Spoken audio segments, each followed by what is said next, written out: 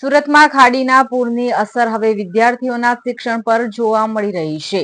પૂર દરમિયાન ખાડી વિસ્તારમાં હજારો પરિવારોના ઘરોમાં 7 થી 8 ફૂટ પાણી ભરાતા વિદ્યાર્થીઓના પુસ્તકો, યુનિફોર્મ, બૂટ અને મોજા સહિતનો શૈક્ષણિક સામાન પલળી ગયો છે. સુરતમાં આવેલા ખાડીપુરે હજારો પરિવારો સાથે વિદ્યાર્થીઓના શિક્ષણને પણ ભારે ફટકો પહોંચાડ્યો છે. નગર પ્રાથમિક શિક્ષણ સમિતિના ચેરમેન રાજેન્દ્ર કાપડિયાએ માહિતી આપતા જણાવ્યું કે પૂરગ્રસ્ત વિસ્તારોમાં અંદાજે 7 થી 8 હજાર વિદ્યાર્થીઓના 1,01,200 જેટલા પુસ્તકો પાણીમાં પલળી ગયા છે. પૂરના દિવસોમાં અનેક ઘરોમાં 7 થી 8 ફૂટ સુધી પાણી ભરાઈ જતા વિદ્યાર્થીઓના પુસ્તકો, યુનિફોર્મ, બૂટ અને મોજા સહિતનો શૈક્ષણિક સામાન સંપૂર્ણપણે બગડી ગયો હતો. પાણી ઉતર્યા બાદ સમિતિના અધિકારીઓએ અસરગ્રસ્ત વિસ્તારોની મુલાકાત લીધી હતી. તે દરમિયાન વાલીઓ પલળેલા પુસ્તકોને તડકામાં સૂકવવાનો પ્રયાસ કરતા જોવા મળ્યા હતા. ત્યારબાદ રાજ્ય સરકારે નુકસાનનો ડેટા મંગાવતા નગર પ્રાથમિક શિક્ષણ સમિતિએ 1 ઓગસ્ટના રોજ 1,01,200 નવા પુસ્તકો ઉપલબ્ધ કરાવવા માટે રાજ્ય સરકારને સત્તાવાર પત્ર લખ્યો છે.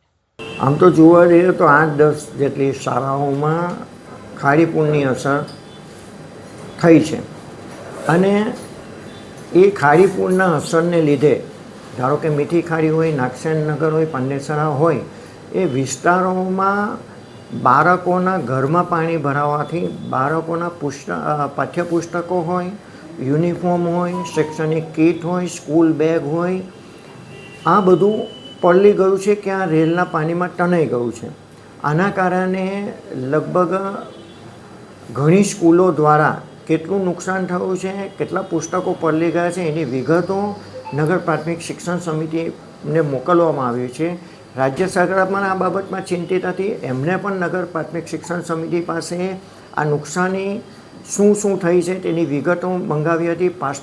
પાઠ્યપુસ્તકો કેટલા જોઈએ છે એની વિગતો મંગાવી હતી અને નગર પ્રાથમિક શિક્ષણ સમિતિ દ્વારા તારીખ 1/7ના રોજ લગભગ 1,12,000 જેટલા પુસ્તકો જે અમુક ખાડી કિનારે સ્કૂલો હોવાથી પલળી ગયા છે, નુકસાન પામ્યા છે અને બીજા ઘટના પુસ્તકો રાજ્ય સરકારમાંથી માંગવામાં આવ્યા છે અને ટૂંક જ સમયમાં આ પુસ્તકો આવી જશે અને એનું વિતરણ કરીને અમે બાળકોની જે શિક્ષણની આ ખોટ પડી છે એને પૂરવાની કોશિશ કરીશું. તમે જ્યારે વિઝિટ કરી હતી ત્યારે કઈ રીતના દ્રશ્ય જોવા મળ્યા હતા અને હવે કઈ રીતે મહાનગરપાલિકાને રજૂઆત કરાશે? હું જ્યારે સ્કૂલોની મુલાકાત લેવા ગયો હતો ત્યારે સ્કૂલોની ઓફિસમાં મૂકેલા કોમ્પ્યુટર હોય કે સ્કૂલોમાં જે શિક્ષકોની પોથી હોય કે અન્ય પુસ્તકો હોય, નોટબુકો એ પલળી ગયા હતા અને આચાર્યો દ્વારા એ બધું સૂકવવાની પ્રક્રિયા કરવામાં આવી હતી. કોમ્પ્યુટર બગડેલા હોય તે પણ એ લોકોએ રિપેર કરાવી લીધા હતા અને હવે કઈ રીતે એ બધા કાગળનો એટલે જે પુસ્તકો પલળી ગયા છે એ કઈ રીતે મેળવી શકાય એની ચિંતા કરતા હતા અને 6-7 ફૂટ પાણી ભરાયા હતા એટલે બેન્ચીસ હોય કે શાળા હોય એની અંદર કાદવ કીચડ થઈ ગયો હતો.